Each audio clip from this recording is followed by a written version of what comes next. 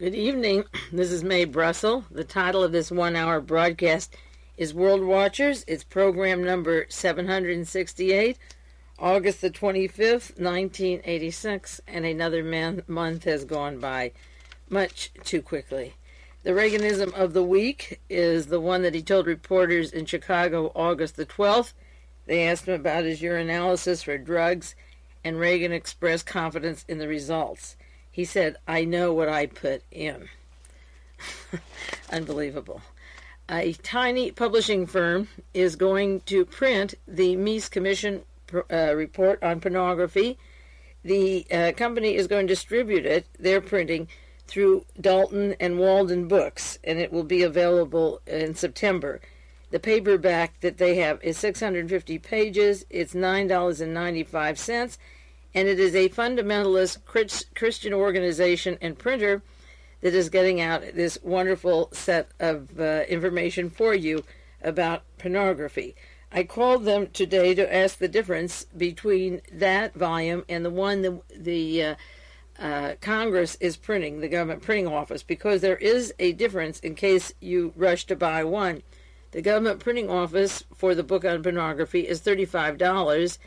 And the address is Superintendent of Documents, U.S. Government Printing Office, Washington, 20402.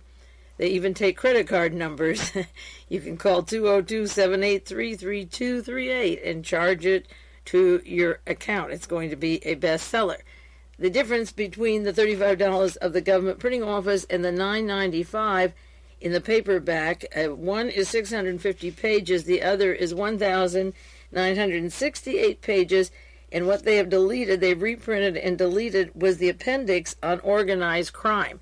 It's interesting that the very Christian fundamentalists who should be against drugs, and they are against pornography, are deleting from this massive printing.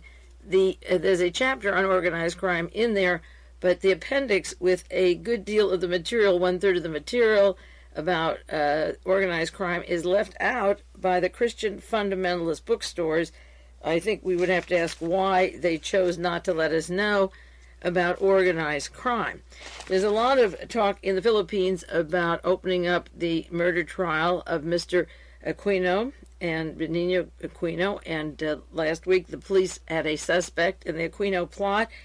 And there were ceremonies at the airport where he was killed this past week, and Mrs. Martin Luther King was there, and services commemorating the murder of this gentleman, and also the evidence that a person responsible, they know the names of quite a few of them, but one in particular has been arrested.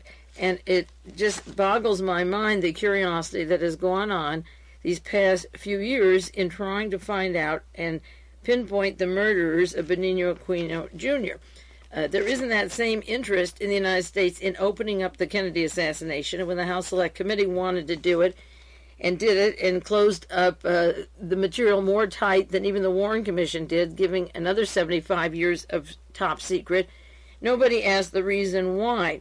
There's a book called Danger on the Right that was published in 1964 by Arnold Forster and Benjamin Epstein, printed by Random House, and it was dedicated to John Kennedy. Interestingly enough, to the memory of John Kennedy, it begins, and they have an excerpt from a speech of John Kennedy's November 22nd, 1963, which he evidently was going to give at the Trade Mart at the luncheon and was killed before he got there. And the speech that John Kennedy gave had to do with ignorance and misinformation, handicapping a city, a company, or a government, and that America's leadership should be guided by learning and reason. And he was going to say that voices are heard in the land, voices preaching matters unrelated to reality, wholly unsuited to the 60s, and he was talking about that far-right element in Dallas, Texas. Now, the table of the contents with a foreword by Dory Sherry, and I'm not aware of the fact that these people who wrote this book, or Dory Sherry, have given a bean on trying to find out who killed John Kennedy. The table of contents of the book is the who's who of who killed John Kennedy as it related to the Dallas-Fort Worth area. They cite in their table of contents the John Birch Society. Well, members of the John Birch Society and H.L. Hunt and Clint Murchison were behind the murder of Kennedy. the Christian Anti-Communism Crusade. These are the chapters. That was Dr. Fred Schwartz. He set up with Patrick Frawley, the group that began the kitchen cabinet that put Ronald Reagan into the position of governor and then president, and as governor he would not extradite Edgar Eugene Bradley, who was very active in California with all these people, and with Clay Shaw in California in the murder of John Kennedy. They listed the Christian Crusade, Reverend Billy James Hargis, who was very close to General Walker, who brought in people, 29 specifically from Munich, Germany, to the home of Robert Morris, that were involved in the murder of Kennedy. Another chapter, the 20th Century Reformation Hour, Reverend Carl McIntyre. McIntyre worked with Albert Osborne, who sat on the bus going down to Mexico, Oaxaca, Mexico, with Lee Harvey Oswald. And Osborne had another alias, John Howard Bowen, and he worked at a place where people were trained to do assassinations for J. Edgar Hoover, Division 5 of the FBI. This is all written up in the Torbett document. And this chapter is on McIntyre, written in 1964, but it's now many years later, and it's going to 23 years later. And what are these people doing about the identification of those people who had a real part in the murder of John Kennedy? Then another chapter on the Mannion Forum on Dean Clarence Mannion, who was very close to Ronald Reagan and the John Birch Society, and Reagan rewarded Mannion's memory by making his son a judge of the appeals court in Illinois this past week. And the other son has been linked with Jesse Helms in stirring trouble down in Chile, giving CIA and government information to Chile. And also Jesse Helms this week was linked to the military junta, the coup in Argentina, when the second Mrs. Perón was kicked out of the government, and then the death squads began until after the Falklands War in 1982, when that government was overthrown. That involved Licio Gelli and the P2, a gentleman who was at Ronald Reagan's inauguration, and the whole connection of Jesse Helms to the Mannion family has been strong and long, and his aide, Mr. Mannion, is the son of the Dean Clarence Mannion in this chapter. Another chapter is Lifeline Foundation, the Dan Smoot Report. Dan Smoot was an FBI man working for Division 5 under J. Edgar Hoover in Dallas, Texas. The Church League of America, Edgar Bundy, and Bundy worked in California and New Orleans in the Southwest with the people tied into Clay Shaw and the assassination teams. And then he lists Kent and Phoebe Courtney, Liberty Amendment Committee, Willis Stone. And then Chapter 2, with other radicals, he refers to Young Americans for Freedom and the publisher of National Review, William Buckley. And William Buckley was in 1960 formed the Young Americans for Freedom with Ronald Reagan on the board and Charles Willoughby, Chief of Intelligence for Douglas MacArthur in the Philippines and in Japan, who studied at Adolf Hitler's Kriegsakademie, and Robert Morris, the recipient of these people who came from Munich, Germany for the assassination, was from Navy intelligence and also the chief counsel for Senator Joe McCarthy for his various hearings and witch hunts. So I just cite this as what has happened in the years since 1963. This book came out in 1964, and this is 1986. And the very people that he's writing the chapter about, Remembering John Kennedy, the whole book, are people that were involved in the murder of John Kennedy. And it's open for all times. That's part of the Warren Commission testimony. So let's get on with it. Now, last week I talked about William Rehnquist and his nomination for Justice of the Supreme Court. And the newspapers carried the stories, White House turns over the Nixon-era memos. Those are the various wiretappings of police surveillance, the military surveillance on law-abiding citizens. But the headlines are deceiving. The White House didn't turn them just over. They turned them over on the condition that Paul Laxalt, Senator Paul Laxalt, give the papers to 3 Republicans and 3 Democrats, and there are, I believe, 12 or 17 members of the judiciary, I forget how many now, and that they would look at them. Now, it's interesting that Paul Laxalt, the right-hand man of Ronald Reagan, who Reagan is pushing for president and easing George Bush out now, Paul Laxalt was designated 20 years ago by the Hughes Corporation as being a president of the United States, which would follow the succession of specifically Nixon, Reagan lacked salt. That is the Summa Corporation, that unknown, faceless corporation, selected him when he was governor of Nevada, and he never met Howard Hughes, never was in the place. Cannot say that Howard Hughes was ever in Las Vegas, but this blind corporation, which I call the Nazification of America, has designated Laxalt as the head of the organization. The second point is that the Howard Hughes organization that pinpoint Laxalt as the heir apparent, which he's building himself up to now, the Hughes organization ran the Mullen Associates, which was the public relations firm that covered the Watergate, what became known as their crimes, under John Mitchell, and with G. Gordon Liddy and James McCord, E. Howard Hunt, and Frank Sturgis. The Hughes organization, according to William Colby of the CIA at the time, was a total front or covered by the Mullen Associates. So the conflict of interest of watching these documents or designating who can see them by Paul Laxalt means that his company, the Hughes company, really it's all one, is deciding who can see these papers. And the third point is that William Rehnquist was advising John Mitchell and the Watergate defendants through this whole time period about military surveillance and so forth. So allowing Paul Laxalt to determine who sees them and who doesn't, 6 people can see them, is really a conflict of a lot of interest.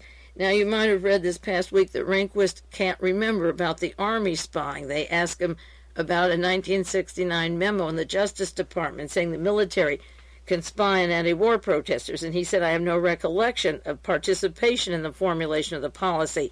And they asked him about a March 25th, 1969 detailed account of the military response to political disturbances against people objecting to the Vietnam War. And he can't remember, he can't recall, and his name is on these matters. And even when he was on the Supreme Court, and a matter came up before the Supreme Court called Laird versus Tatum, he should have removed himself from that, but he participated in the voting and didn't remember that he wrote the matter which was at issue at the time. Now, one reason he can't remember that seems pretty obvious to people who've studied mind control is that he could be directly under and was taking hypnotic drugs from this particular doctor. He was a Rear Admiral, Freeman M. Carey. Another article in the Washington Post, August 12th, said that Senator Paul Simon, wants the whole public. He requests that the data be made public to everybody, but it won't be. It was only given, as I said, to 3 Democrats and 3 Republicans, and then they voted he's okay. Now, Dr. Freeman has been replaced. The Washington Post had a story July 26th. Congress's doctor replaced after he was linked to the death of Senator East and charged by Senator East for being the cause of his suicide, which is similar to the other way that mind control works to tell people when it's time to kill themselves. He also was administering the hypnotic drugs to Mr. Rehnquist. The reports of Rehnquist's health are described in the Washington Post, August the 12th, as being reserved for super secret CIA documents. The committee's chief investigator, Duke Short, took them around personally to let senators only read it, then retrieve them, and his medical reports are considered top secret, and even as he goes to become Justice of the Supreme Court, the public at large can't see what he got. Also, Washington Post, August the 12th, said that Dr. Carey prescribed Placidil for Rehnquist from 1972 to 1981. The first account in one big article said 1977, but 1972 is a nice, healthy, round 9 years of getting hypnotic drugs and dependence upon Dr. Freeman Carey, who was an admiral. So that how he remembers or how he doesn't remember or why Senator East commits suicide could all be in the control of the same doctor. Now, Herblock had a cartoon in the Washington Post with a man scratching his head, and it says sometimes he forgets little things like property covenant, his memo on segregation, his activities in Arizona, his previous statements, his record on the Constitution. And there's a sign around his neck that says, my name may be William Rehnquist, but I don't recall. Now, turning to the book, The Control of Candy Jones, and the control of memory, and how as a CIA agent she was trained, and they are trained to forget parts of time, but others come back. Before I get to your memory, I just want to cite the attitude of the Central Intelligence on racism, because last week I was speaking about this Mr. Duke, who came out from Hitler's SS and was working with the Watergaters at a time when Rehnquist was legal advisor to these particular people. Candy Jones was saying, "You told me people would hurt me," and she says, "Yes, which ones were dangerous?" She said, "They told me all the blacks and all the Jews and all the Italians." You might say the whole, she swears, world, GD world, even Chinese and Japanese. And are the French bad? They're all bad. They're enemies. And remember, the book Farewell America was written by French intelligence because of about 20 times of the CIA trying to kill Charles de Gaulle, and then identifying that team with the people who killed John Kennedy. And there's a novel written called Day of the Jackal. Many of you might have seen it or seen the movie, read the book, which is written by an actual person from French intelligence. And she was taught that the French were enemies. And she describes a Dr. Marshall Berger, who told her the same thing in his teaching role in the CIA, conducted in seminars around the country. He was a founder of the CIA-funded institute in Northern California. And, of course, William Rehnquist attended Stanford University and was a part of that milieu of the Northern California or Oakland, where Candy was hypnotized, or the intelligence community just on Stanford campus. And she tells about a nurse in a white uniform who looked like a zombie, who mind-controlled her, and how they hypnotized her, and she attended classes in hypnosis. And they refer to William Jennings Bryan, he was a CIA agent who was the technical consultant in the Manchurian Candidate. And in this book, she tells how she's taught to say Jews smell and Italians smell when they perspire, when they eat garlic. And then what kind of people did Dr. Jensen let you associate with? She said, "He told me I was a good loner." And keep in mind all these assassins, these loners that come around, and even the horrendous post office shooting in Oklahoma that I'll do more about later. She should stay away from all people. He told me I was self-sufficient. I didn't need anybody. I would be much better off being alone. A lot of these assassins are alone because they're told to be alone so that nobody recognizes when they do see their particular control agents. And she was taught to be a loner. And she tells, again, her hatred. There's quite a bit about this, about her hatred. Now, getting back to her foreign travel, she began to travel in 1965. She was trained to keep nothing in writing, nothing at all.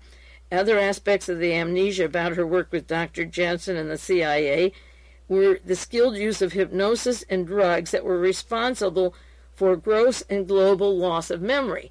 Now, as soon as Rehnquist was put on the Supreme Court in 1972, and he was nominated in 1971, if the date is right, from 1972 to 81, getting hypnotic drugs from an admiral at Bethesda, who takes care of members of Congress, he could have a total amnesia about what he wrote and documents he wrote, so that when he's questioned now, if ever it comes up, he absolutely can't remember that he wrote it. He voted on an issue which he wrote about, and he can't remember that he did it.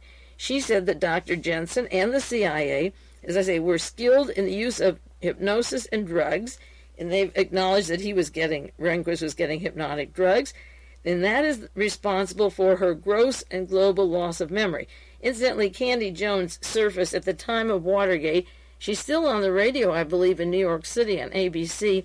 I met her just once at the radio station, and Long John Nebel, her husband, who deprogrammed her, met her and realized she had this multiple personality, died shortly afterwards of cancer. He relieved her from this past after Watergate, and then was done in and had a touch of cancer, like Jack Ruby and Martha Mitchell and a lot of other well-known people. This book goes on and tells the test by hypnotists to determine the depth of trance. Dr. Louis Wohlberg states in his book, "Hypnosis Isn't for You." He said, in deep hypnosis, induced amnesia may produce a forgetting of entire segments of experience. Doctors Leslie L. McCrone and Jean Bordeaux, authors of Hypnotism Today, said, amnesia will almost always be evidenced after deep hypnosis if forgetfulness is suggested, while on the other hand, there will be no amnesia if suggestion to remember or awakening is given. The operator may cause or inhibit amnesia at his discretion. After months of combating the transcripts of recorded hypnotic sessions, they determined that Candy's first trip for the CIA was in 1966. She made 2 or 3 trips to Taiwan. They brought up the question of her lack of friends and asked questions her husband about New York social life. He asked, "Did you go to cocktail parties?" "I go to screenings, that's all." "Have you been following my suggestion?" They asked her, "Not to mix with people." "Yes," she said, "but I went to that cocktail party just like you told me." "Which party was it?" "The party at 21 Club, Bill Buckley's party." And Bill Buckley, of course, was in the Central Intelligence Agency and had a very good role in setting up, as I say, the Young Americans for Freedom, which was the umbrella network for bringing people from Munich, Germany, involved in the murder of John Kennedy, and then eventually electing Ronald Reagan as president. "Why did you go to that one?" "Who told you to go?" "You did," she answered. This is being questioned.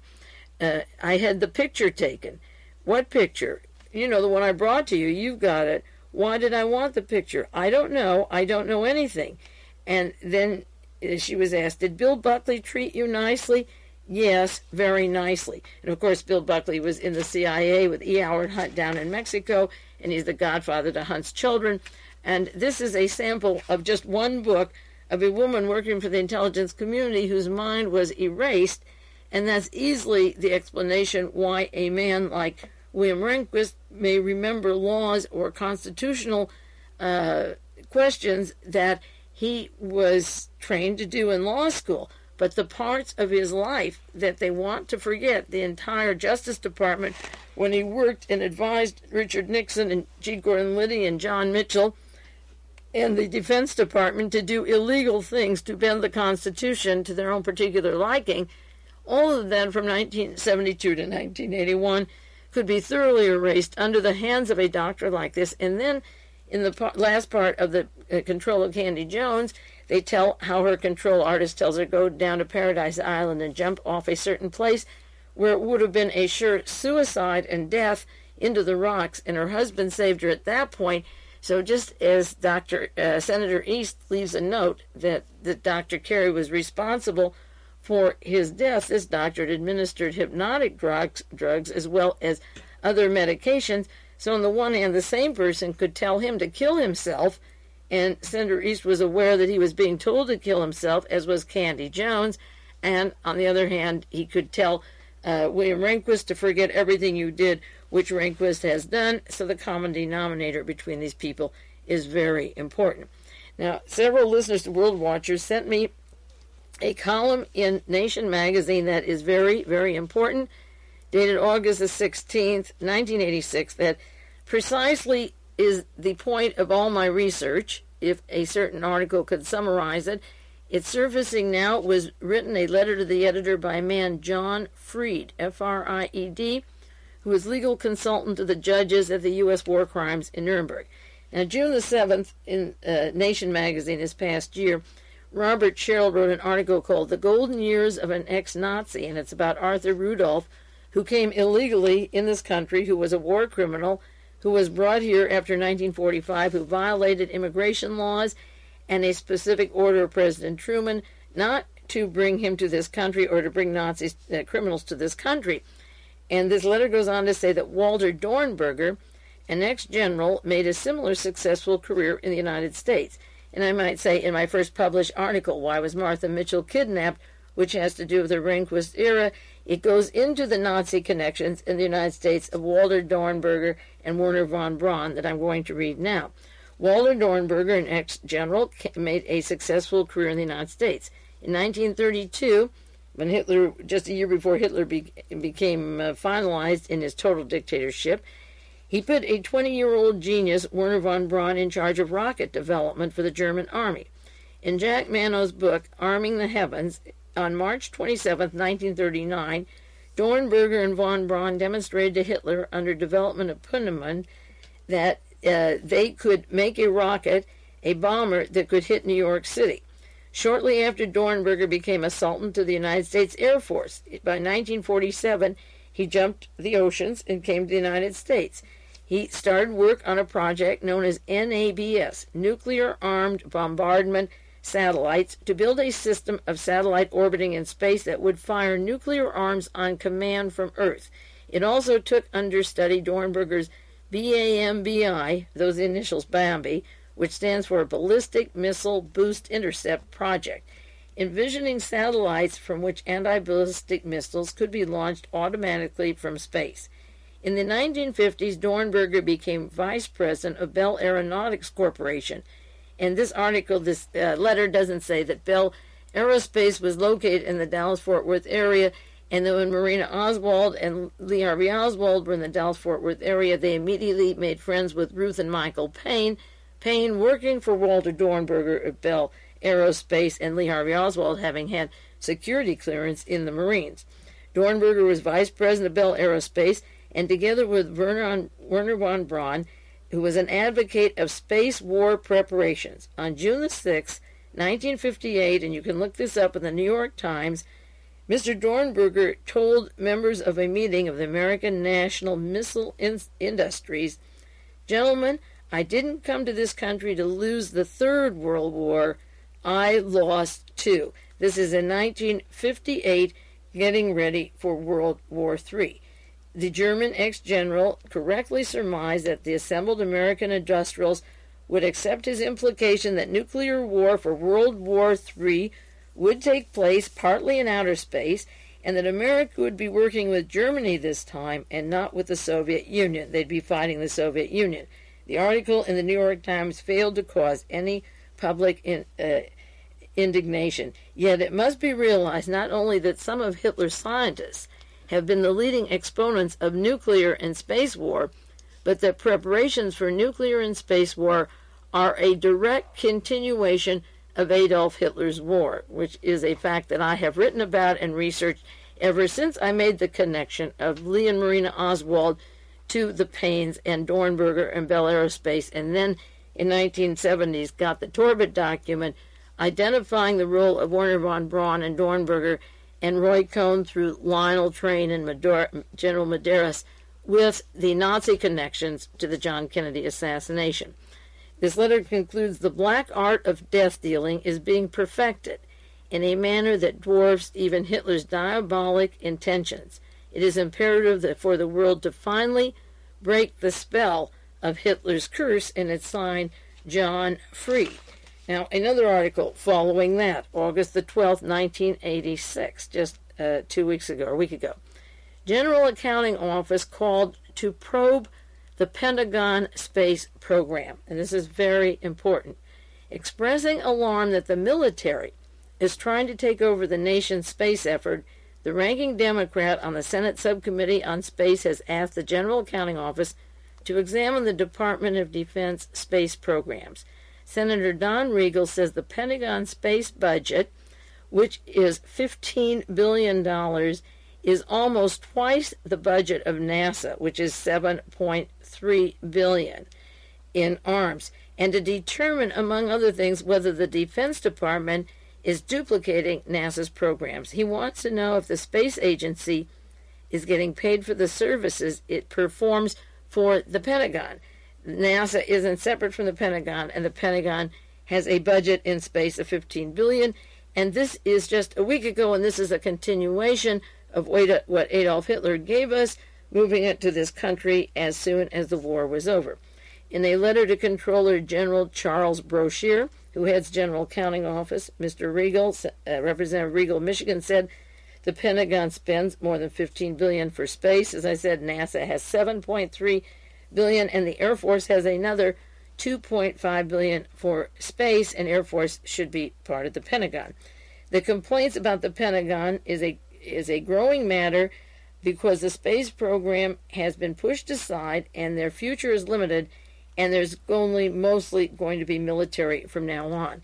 The Department of Defense said that NASA is losing it. Apparently they're finding it easy to get large chunks of money, the Defense Department, and NASA is having difficulty. They want to know about the concern that the Pentagon has a desire to take over NASA. Now, that was what I said was the goal of blowing up the Challenger. The men from Huntsville, Alabama, the Project Paperclip Nazis, ordered the Challenger to go in the cold weather, knowing it would be destructing, and after it's gone, then they have an overt, visible chance for the military to take over the space because of the priority of losing that particular ship that could have been launched in warmer weather. Now, they asked Mr. Fletcher, who came back to NASA, to take care of this matter, but he admitted that you have a pretty good picture of the analysis. The military is taking over NASA, and Representative Regal says he fears that the spending trends are uneven and that the Defense Department is now in charge of the Space Department. That was the intention, as I say, and the gears shifted. I'll take a 1-minute break now and continue on the warfare state we brought to this world and continue to do, and we'll go back to other matters such as this in just 1 minute. This is Mae Brussell, and it is the second part of World Watchers, program number 768, and we'll continue with the warfare state and how the Pentagon now is controlling the outer space, which was what Walter Dornberger and Werner von Braun wanted, and the United States government Defense Department brought in over 600 people, scientists, for this goal in the 1940s, 1945 to 47 and 1950, and then on, and the fruits of that are bearing now in your daily newspapers. July the 10th, this past month, the San Jose Mercury had a story. States told to prepare for nuclear war or forfeit your disaster funds. The Reagan administration says they can no longer take care of civil defense funds for the Federal Emergency Management Agency has now about spent all their money on hurricanes and what they call natural disasters, and that they will get no more funding unless part of their program is to teach you how to take care of yourself. The report from Ronald Reagan stresses that you have to restore a post-attack government after the nuclear war. You have to get ready to restore a government, and you have to make your own supplies. You have to be sure of your own survival preparations individually. And all that the Federal Emergency Management will do is tell you how to survive a nuclear war, or they don't get any funds for their existence at all. The emergency management cannot be defined as protecting our citizens from some or even most disasters, the new director, Julius Beckton, said. And there's been a response by some people. Wisconsin Governor Earl, a Democrat, said it is incredible that the state does not participate in helping us if there's a nuclear war, in nuclear shelters, and that we lose funds for other disasters if we don't make preparations to take care of ourselves. He said it makes no sense to Wisconsin to spend millions of dollars of taxpayers' money to prepare specifically for nuclear attack when there's no way to get out of the nuclear attack, but the civil defense preparations, according to Washington, might save millions of lives. There will be many millions of fatalities, and many more will live, and it is up to you to do whatever you want to build your own shelter or take care of yourself. A full-fledged civil defense program would cost $9 billion a year. FEMA has $1 billion a year, and so in order for them to get that money, they will give you literature on how to build your own shelter, make your own preparations, because they're not going to be responsible. That just came out a month ago. The Washington Post has a very long story, a full page of newspaper, plus a column. I just want to read you the title of it, and then I'm going to outline and share the details with you. It's from July 27th, 1986, 3 weeks ago. Building a force for World War IV. The Pentagon is designing systems to survive protracted nuclear conflict. Now, I'm sure they're doing it for themselves. They're telling you you're on your own, and there's a book published by Goodyear Aerospace called Survival and Durability Shelters, and you're supposed to, enduring shelters, you're supposed to build your own. And the article says the Pentagon is building systems to survive a protracted atomic war. So they are making arrangements for World War IV, but they're telling you you're on your own for World War III, and they already are getting what they call the preparations going for when one war is over. They've put a $40 billion plan into World War IV for who survives after World War III.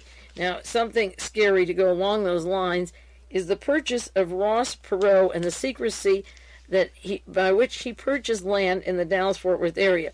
He's a gentleman who has a computer company, a large computer company, and last year he merged with several years ago, he merged with General Motors.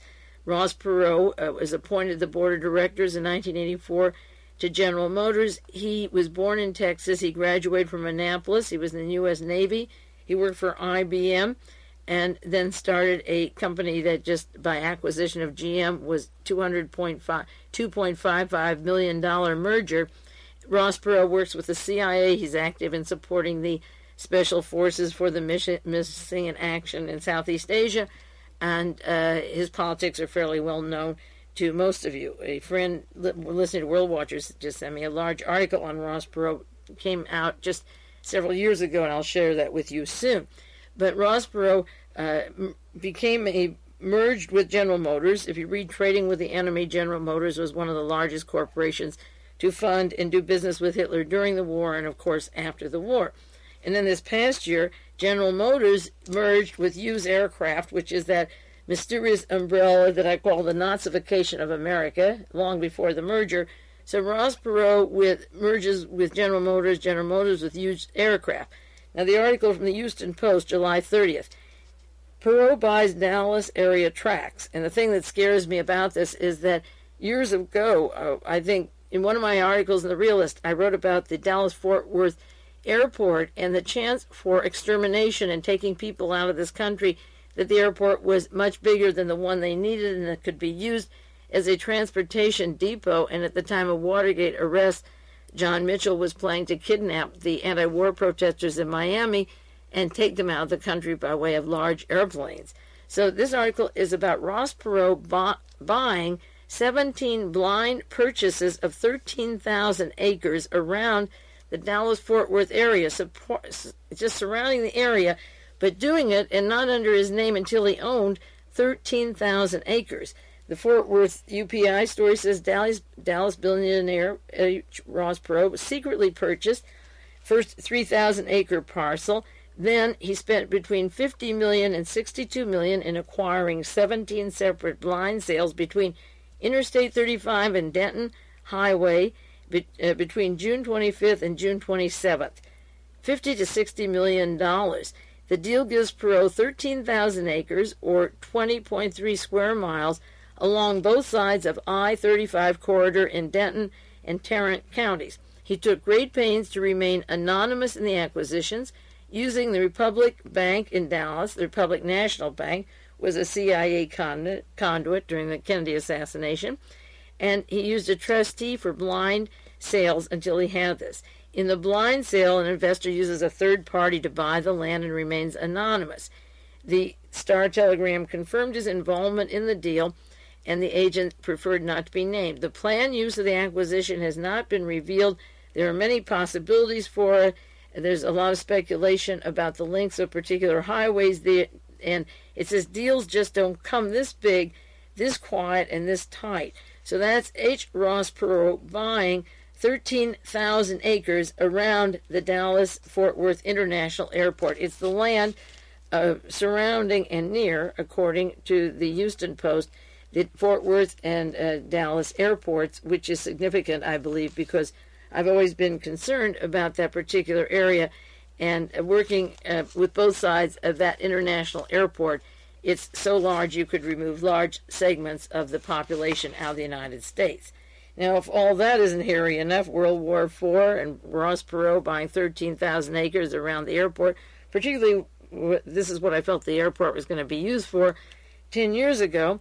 There was an article published in the San Jose Mercury, published August 23rd, enormous concrete runway built for mysterious aircraft out of Tonopah, Nevada. The only time I thought about Tonopah, Nevada is where the fake marriage license was given to somebody who allegedly but wasn't seen was Howard Hughes to Jean Peters, and she got that mysterious divorce at the time he was dumped in the ocean outside of Greek island. That marriage ceremony, the story of that and all that intrigue took place in Tonopah. The article says, even from a distance, The 2.5-mile-long concrete runway is enormous. There are large new buildings and hangars and bunkers, building bunkers 2.5 miles along this runway. Every day, 2 or 3 large jet planes deliver aerospace electronic technicians from Las Vegas. There's a workforce of 2,500, all under the highest security clearances, government security clearances of the highest form. In fact, the government opened a local headquarters to conduct background investigations about who works there. There is a whole fleet of warplanes. Many people think it could be the stealth bombers, that 50 to 72 bombers are hidden there. And as I say, they have these large bunkers underneath.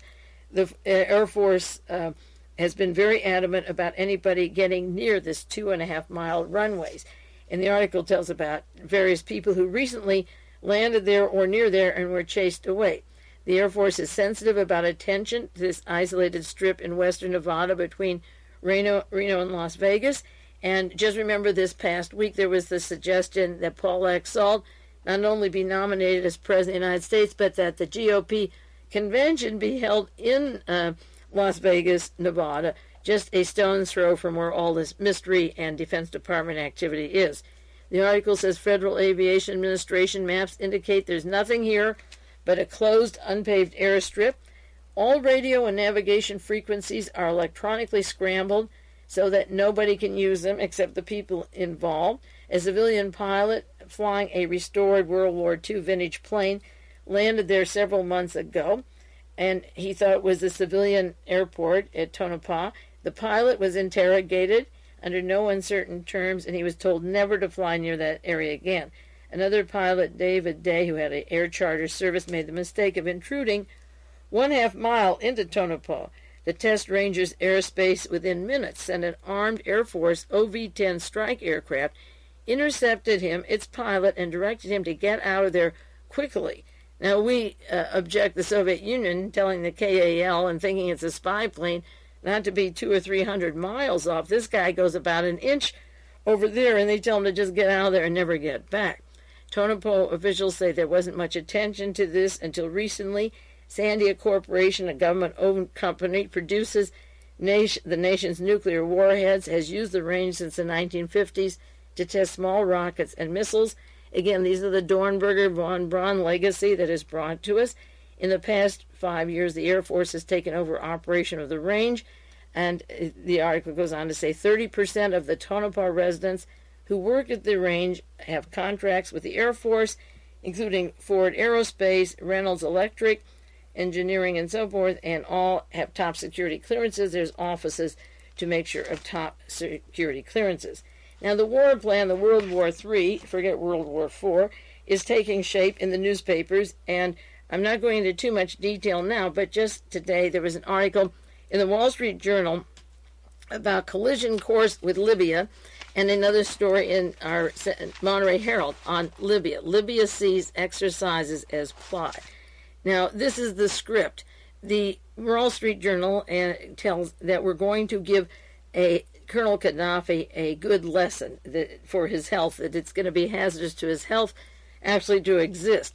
This past week, just in the past week since I shared material with you on World Watchers, Reagan has come out to begin his blockade again, his anti-Cuba activity with a gung-ho, where Cuba has been fairly quiet and wants to be friendly. Ronald Reagan came out this week for the first time and overtly said, we're going to take Nicaragua. No beans or buts, no agreements. We're going to take that place, and that's it. It's as clear as it can be, and it was a very firm statement. And in the third place, he has stated, actually, in this account of Wall Street Journal, that they are ready to blow Libya away and bomb the oil and decimate everything in Libya and take over. We've sent our large ships, the USS John Kennedy, the USS Forrestal, the USS America, and they are ready to bomb Libya.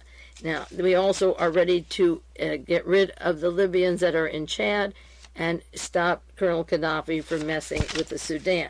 The script in the past few weeks is, number one, Israel sent their messenger to Morocco. A first time, Israel is violently anti-Gaddafi and has been pushing for the elimination of Gaddafi for a long time. Israel met with King of Morocco and then went home, and the agents went home, and the deal must have been sealed in cement, what we're going to do to Libya. The second point is then Morocco broke up their agreements or friendship with Libya, which they had, and we're getting along nicely, and that was severed as soon as the Israeli agreement was made, and the Israeli went home.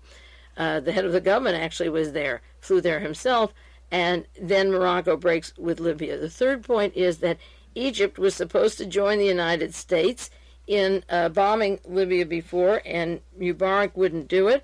George Bush went to see Mr. Mubarak. He visited with him when they planned the murder of Sadat for 2 days later.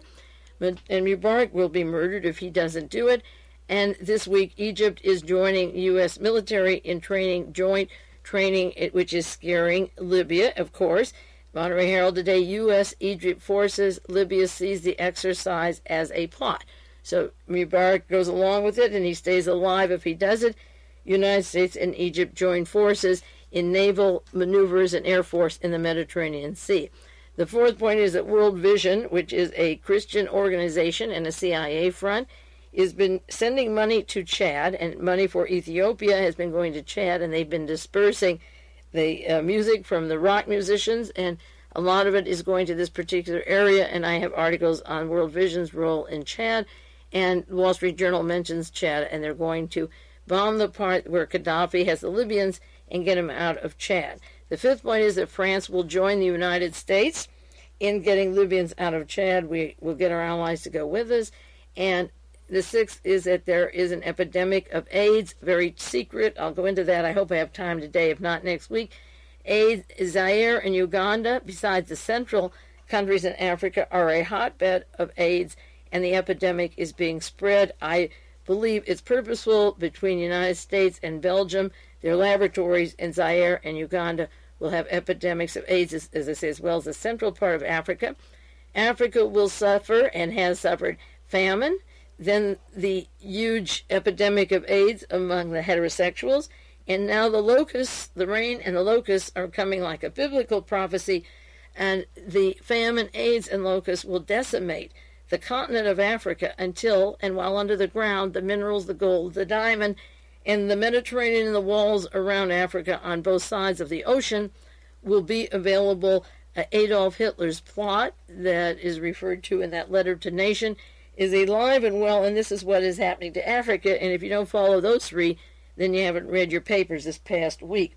And as I say, the resources will be there for the powers that be, and there will be the staging area against the Soviet Union from Libya and from this whole country for World War III. That is the way it's going to be, and this is the way these people are moving.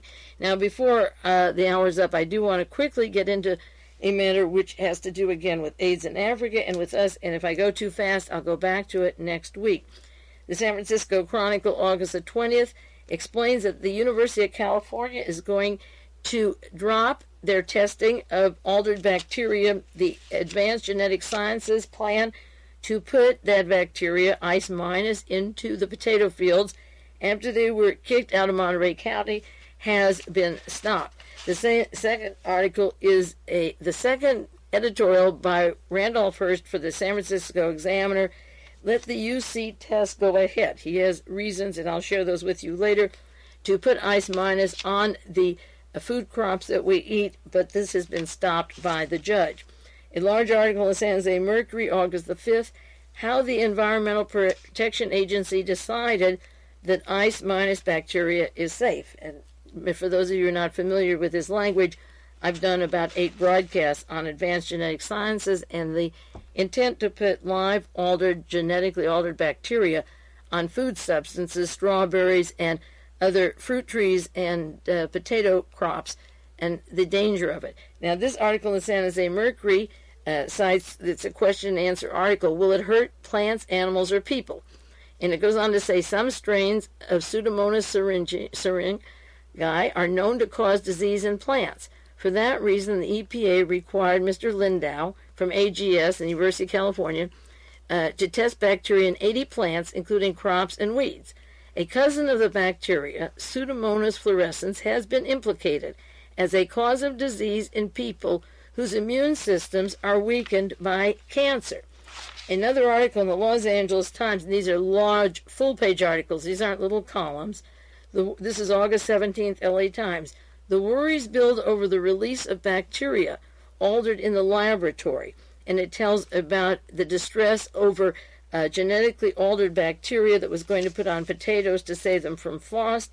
And people up in Tula Lake, where it was to be placed, felt that they are the Almagro of the genetics age, Almagro, where the New Mexico site, the first atomic bomb was detonated, and that would have happened in Monterey County. We were singled for the first. And it goes on to say that people said you don't have to be a scientist. Just see that AGS and the University of California are so vague about everything, and they want to spray it in our hometown. The university plans to intermittently monitor the off-site spread of altered bacteria. Their plans are totally inadequate. They also point to a lack of toxicity and pathogenicity tests to determine whether the altered microorganism would be harmful to plants or people. And then an opponent of the plan, Scott Keene, an attorney for the San Francisco-based environmental group Californians for Responsible Toxics Management, refers again to Pseudomonas fluorescens that is known to have is pathogenic to patients with impaired immune defense response systems. And he says that the long-term effects of altering genetic coding is unknown but could be uncontrollably devastating. The assumption that removal of a gene involved in the ICE nucleation is simple and safe and predictable is contradictory to all that is known in the fields of genetics and microbiology. And this is a person objecting, and as they say, it could affect people with immune systems. And it goes on to say how they were going to put it in Monterey County, and there have been many articles about this, but it has been temporarily stopped. Incidentally, there's a new book out now called a novel called June Mail, and it's about the planning of AIDS virus, the Defense Department, and it's written by Gene Warmbold, 1795, Permanent Press. It's about creating AIDS and recombinant DNA and messing around with the genes to make the disease AIDS. Now, another article I have this past week, Zaire warns AIDS doctors not to discuss their findings. And I'll get back to this later. It's an important article where the United States government has spent $1 million in Zaire since 1984, a member from the United States Center of Disease Control working with Belgian scientists.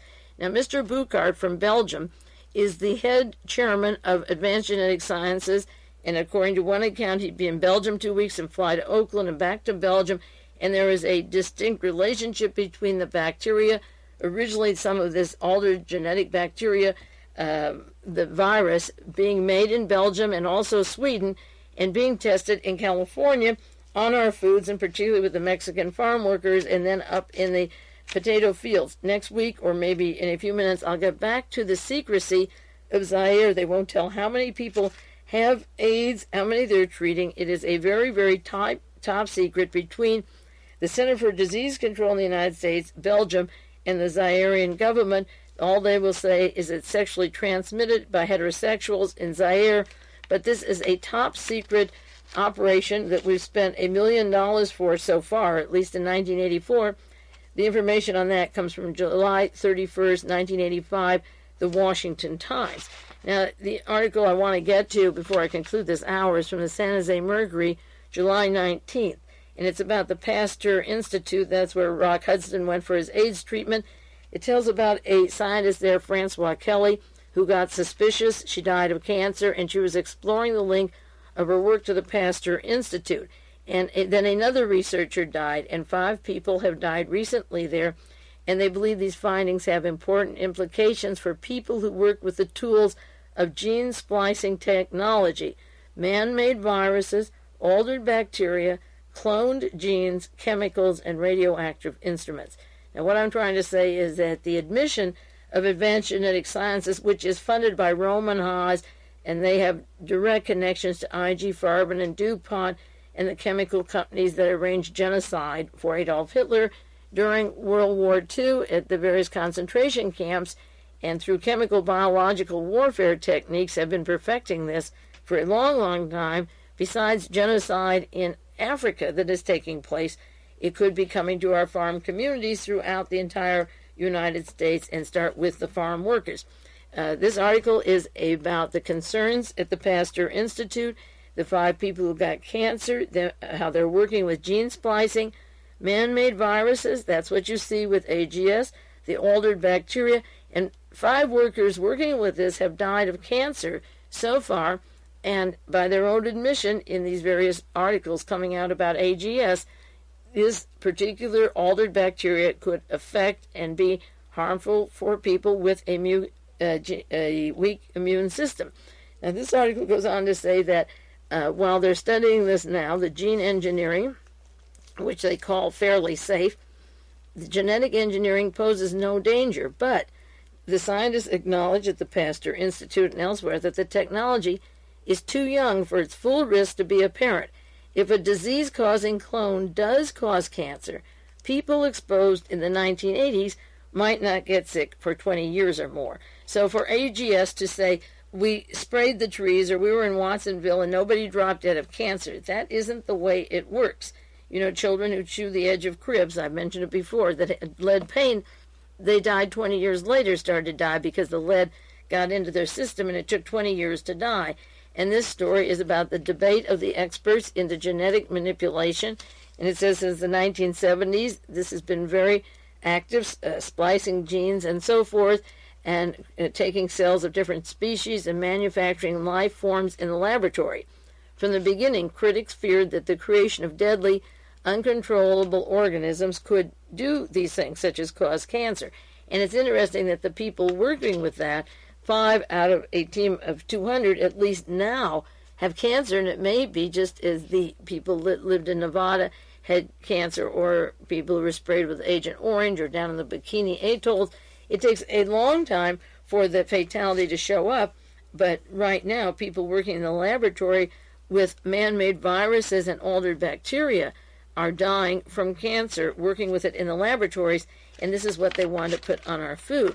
This article from the San Jose Mercury goes on to say, if the dead people were in contact with something, the genetic engineering and so forth, who will be the next victim? And that's exactly what I sensed when I read that AGS was going to put a bacteria that it would affect the immune system and spray it onto our food, strawberries, and then they moved north to the potato, and they wanted to do the fruit trees and so forth.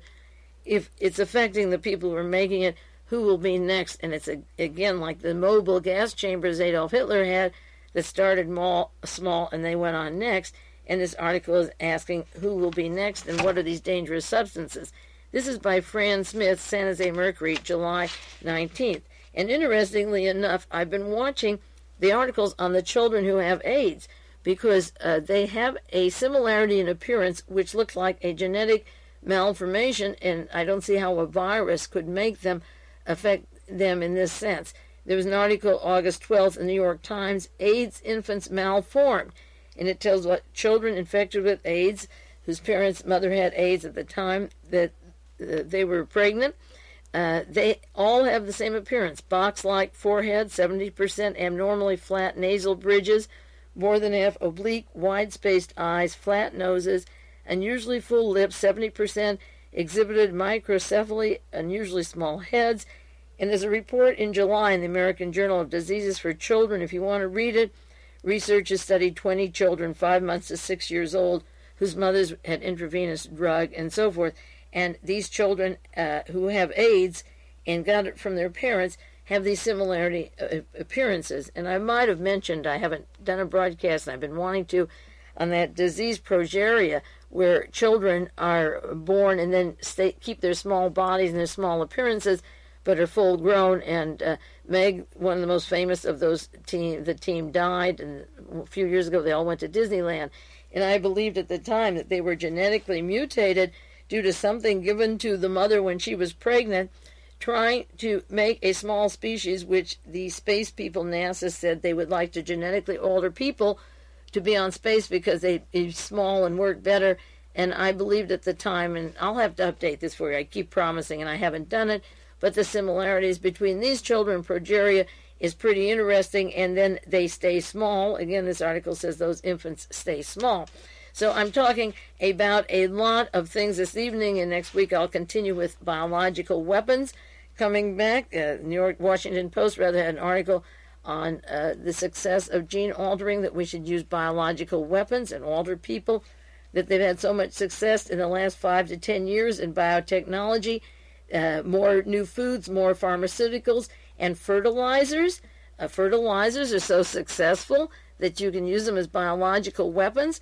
This was in the Washington Post. So the heritage of Werner von Braun and Walter Dornberger and the 600 scientists that came here not only affected our future with atomic wars, missile wars. The president now says we're ready for World War IV, but War III, you're on your own. Get your own food, your own medication, and we're not going to take care of you. We don't have the money, but those who survive will make War IV. And we're putting aside billions of dollars for War IV. Thanks a lot. And again, the solution to all this, go back to the archives and open up the Kennedy assassination, find out who killed John Kennedy, and you'll find all these people from Ronald Reagan and the whole gang right on down to the aerospace scientists and the FBI. That, I've always believed, was the only solution in this country to get our heads straight. Just tear down the archives, have a revolution in Washington, go around there and rip the place open and demand to see the papers that we're not supposed to be seeing for 75 years. The survivors of World War IV will get to see who killed John Kennedy when nobody else is alive. This is Mae Brussell, and my time is up. This was a grisly 1 hour. I'm sorry.